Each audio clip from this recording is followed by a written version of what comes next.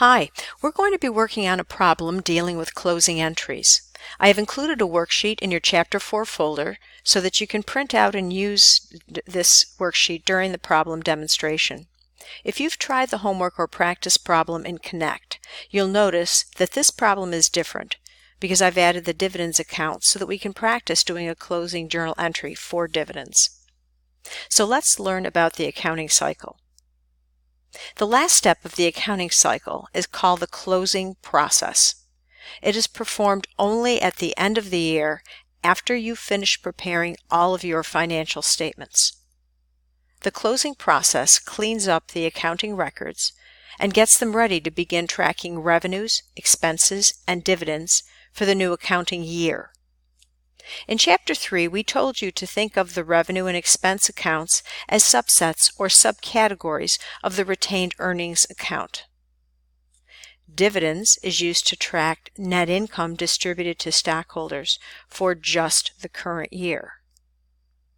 At the end of the year, after all the year's transactions and adjustments are recorded, all revenue, expense, and dividends accounts are closed or zeroed out and moved to retained earnings.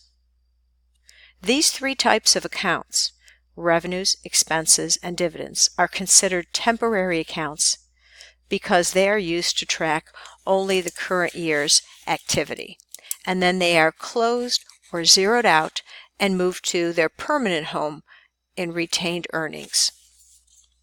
There are two purposes of the closing process. The first is to transfer the net income or loss into the retained earnings account, and the second is to establish zero balances in the income statement and dividend accounts. Revenues, expenses, and dividends should all have zero balances at the end of the closing process. What we see before us is Rollcom Incorporated's adjusted trial balance. The financial statements have already been prepared, and we see the adjusted balance in all the accounts listed. Our first step is to close out the revenue accounts. We will debit each revenue account for the amount of its credit balance. Then we will credit each expense account for the amount of its debit balance, and then record the difference in retained earnings.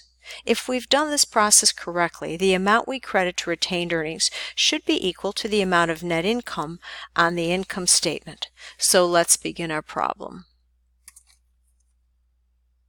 Our sales revenue account has a $325,600 credit balance. We're going to do the opposite. We're going to debit sales revenue for $325,600. Our expense accounts, here we'll start with salaries and wages, has a $125,700 debit balance, so we'll do the opposite.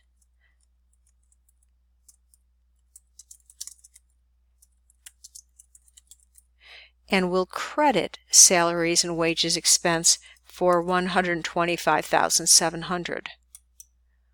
Our rent expense account has a $164,200 balance, so we'll credit rent expense for $164,200. I'm going to indent these a little bit, about 5 spaces, so we recognize them as credits. Office expense has a $6,300 debit balance, so we'll credit that. We'll do the opposite so that they will be zeroed out. And then our last expense is income tax expense.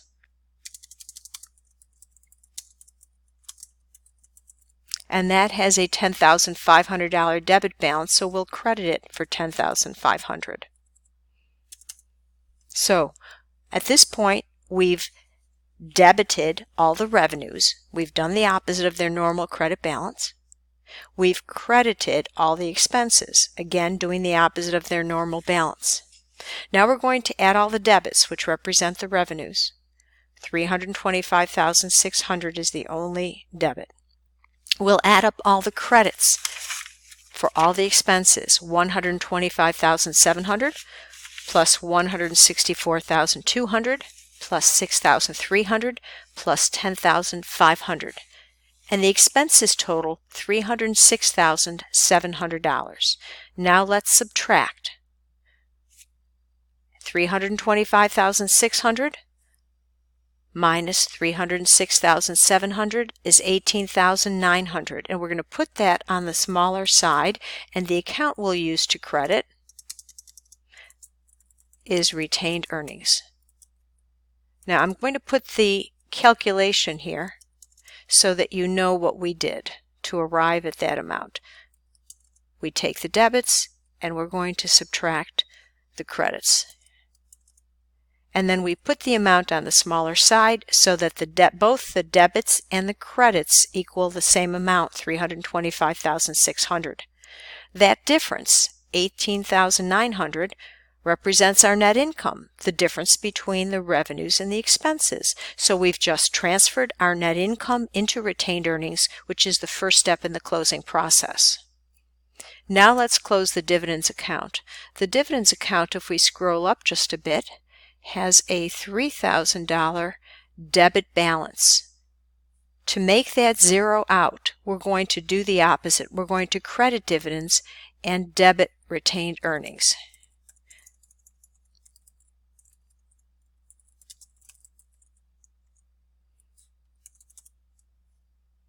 And let's credit dividends.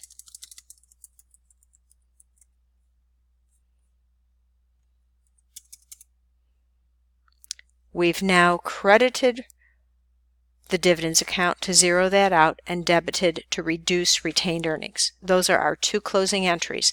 Our next step is to post or copy the information from the journal. Our two closing entries will be copied into our ledger T accounts. I'll begin this process in the video, and then I'm going to break and complete it offline so that we can save some time.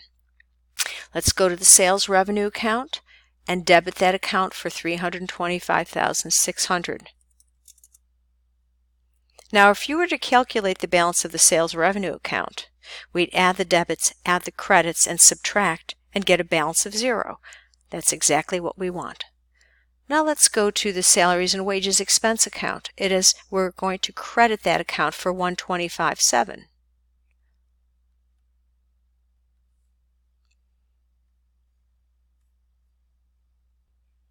There we go, $125,700.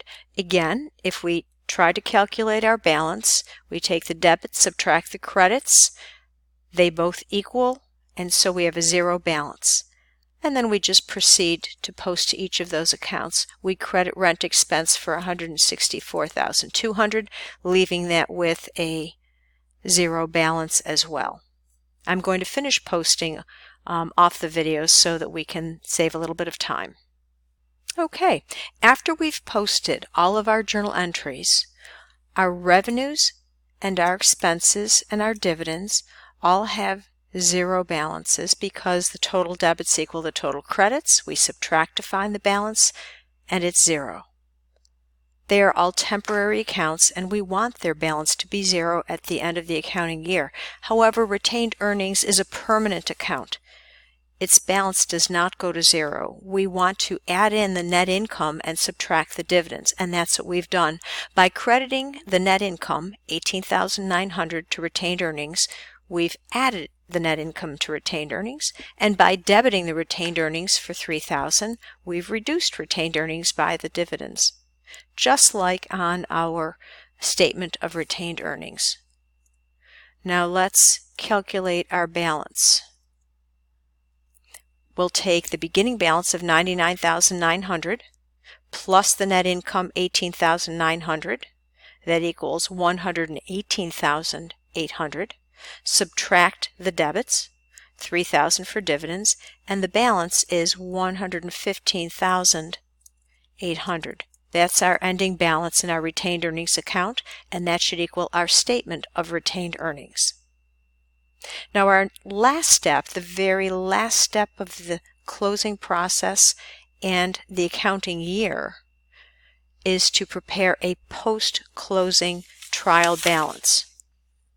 The reason we do this is we want to make sure that in the closing process, we have properly journalized and posted our closing entries. If we made an error, then perhaps our debits will not equal our credits, and that's what we're checking here. Just like with the other trial balances that we've done before, we should be copying down the name of the account and its correct balance, ending balance, onto our post-closing trial balance. The accounts with debit balances get copied into the debit column. The accounts with credit balances get copied into the credit column. When we add down, total debits should equal total credits. What I've done already is I've posted the account balances that have not changed from the adjusted trial balance. So the permanent accounts, cash, accounts receivable, supplies, equipment, accumulated depreciation, accounts payable, notes payable, common stock, those balances will not change, so I've copied them below onto the post-closing trial balance. But our temporary account balances change and our retained earning balances change. So let's take a look at what those balances are because we've just posted to them. The retained earnings balance we just calculated at $115,800 on the credit side, so let's post that.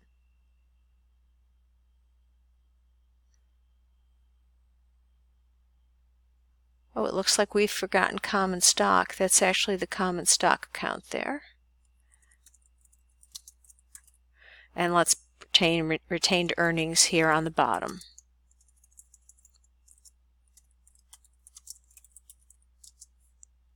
$115,800. Okay, that's a permanent account. Now let's take a look at our revenue. Sales revenue is 0. Salaries and wages expense is 0. So is rent expense, office expense, income tax expense, and dividends. So I will put 0 balances in for each of those.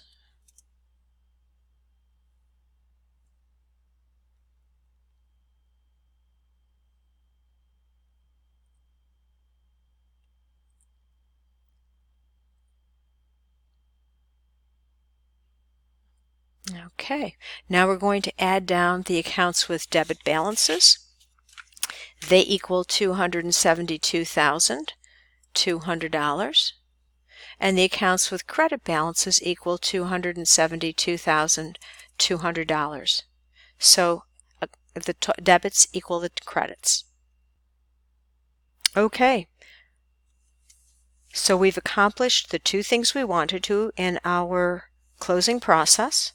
Our revenue and expense accounts have 0 balances, and the net income and dividends have been moved into the retained earnings account, which should equal the ending balance on our statement of retained earnings. We've completed the accounting process, the accounting cycle, I apologize, and we now can begin recording transactions for our next accounting year. Good luck with the homework.